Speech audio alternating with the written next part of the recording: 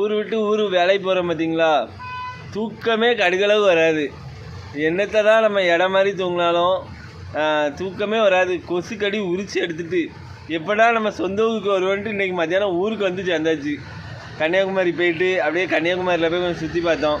என்ன கண்ணாடி பாலம் தான் பார்க்க முடியல, ஒரே கூட்டம். என்ன கண்ணாடி பாலம் உள்ளே விட மாட்டேன்ட்டாம்ல, உள்ளே போக முடியல, அவ்வளோ கூட்டம். டிக்கெட்டு 300 ரூபா. அதான் எப்பா வா போவோன்ட்டு இருந்தான்.